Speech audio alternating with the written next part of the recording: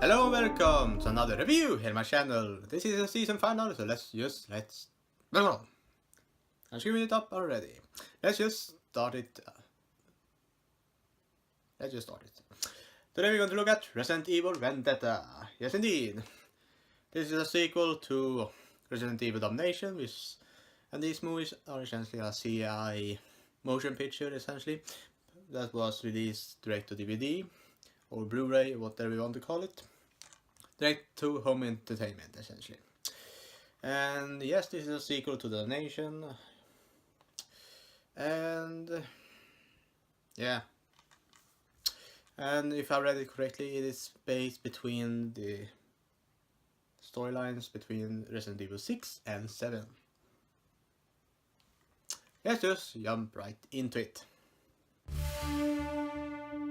Resident Evil Vendetta follows Chris Redfield, Leon Kennedy, and Rebecca Chambers,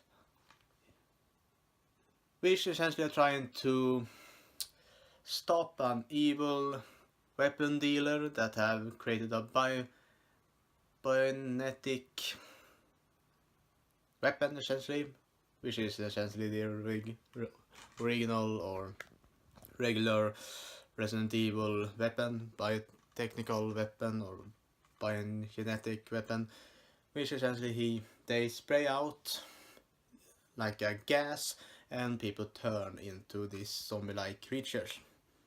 Let's just call them zombies, even if they maybe isn't. I can't really tell. Anyway, that is his basic synopsis essentially, but for the most part we will see Chris Redfield, which is a soldier, you can essentially call him, trying to get in an assignment in order to capture the villain in this movie, which I can't remember the name of. Let's see. No, it doesn't stand here, so I can't remember his name, but this villain are essentially trying to get his revenge over his family getting killed by the governments, because he was on the list of essentially getting.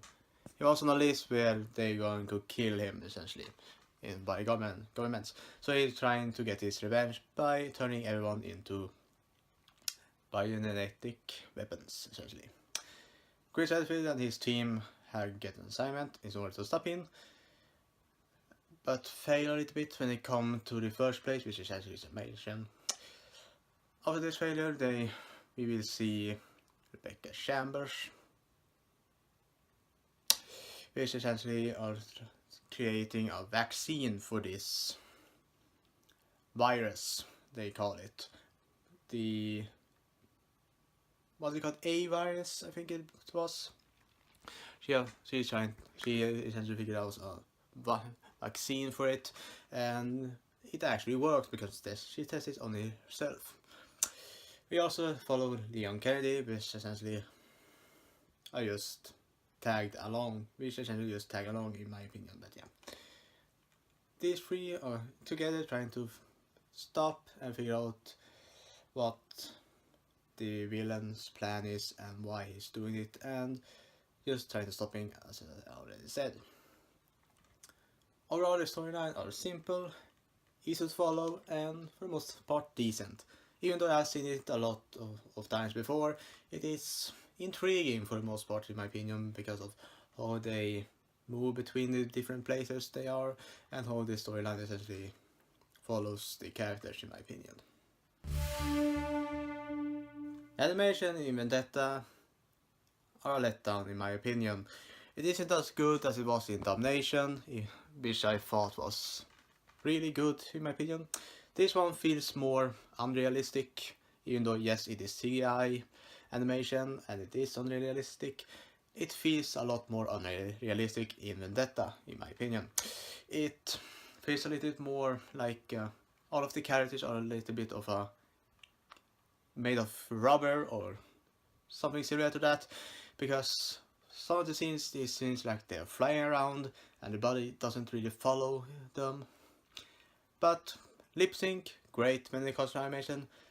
overall world and characters movement are decent, but as I said, sometimes it could have been better because it feels a little bit unfinished or just slapped together.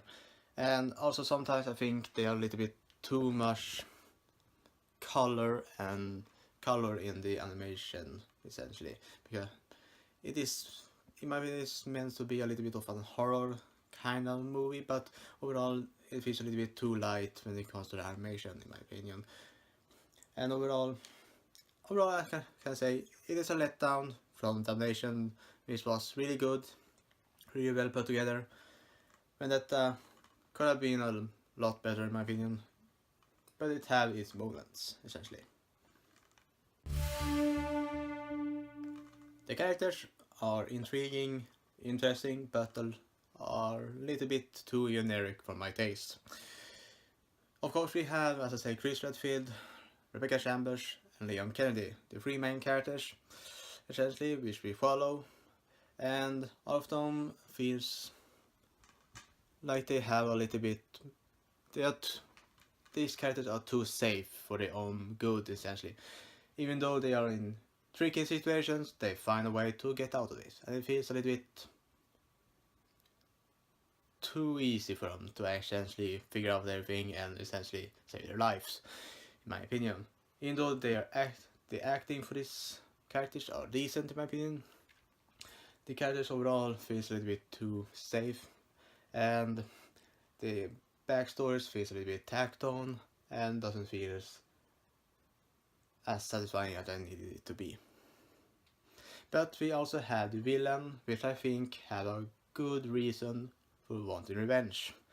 I don't want to spoil it that much, but yeah, I will want revenge for that reason too, essentially. Even though I will never do anything because I am a... yeah, anyway. I think the villain's character are really well put together. He have great motivations, greatly animated, acted and portrayed, and I like him as he's essentially the best character in my opinion. Even though some of the parts are a little bit too generic, overall he's a great character. And overall, as I said, I like the characters, but some of the times they are a little bit too much. They're a little bit too much of a generic. They are essentially too generic in my opinion, and screwing it up. But anyway, the action in this movie are cool, decent, but uses too much slow motion and too much jumps, essentially. Yes, I like the shooting, I like the use of weapons, I like how they are essentially killing off all of these zombies and etc. But overall, it feels like they are a little bit too floating, and that goes back to the animation where they felt like rubber. And when it comes to the action, they feel like they are a little bit too floaty in my opinion, because they can throw themselves all over the place and still stand up. Yeah, animation can do that for you. But anyway, overall I think the action are decent enough and I like it for what it is. The environments in Vendetta are decent in my opinion. We have a homage to the original Resident Evil movie when we go to the first scene, which is a mansion. I love that part, it's one of the best in the movie. Then we have cities, we have small towns, we have inns, we have taverns. It is just interesting in my opinion, all of the different environments that they have in this movie, and overall it is just fun to watch. Resident Evil Vendetta are a mixed bag for me. Overall I think the storyline are decent, the characters are greatly acted, portrayed, but are a little bit too generic for my taste. And when it comes to the animation, even though it is decent for the most part, it is a big letdown from what the animation was, and all of the characters feels like rubber sometimes when they fly around, and that goes as well into the action scenes, which they feel a little bit too much of a have a little bit too much floaty bodies. The bodies floats. I got in my head the It movie, but anyway.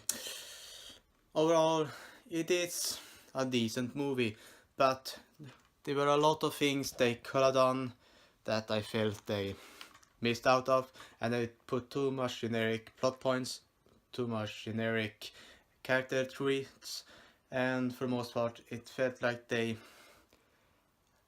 But for the most part, the best parts are the beginning of the movie. The later parts feels a little bit too much like they try to do something else, and overall this, as I said, this movie is a mixed bag. The final verdict for Resident Evil Vendetta going to be a 4.5 out of 10. Also, all for the fake folks, and this season. Hope to next time. Bye.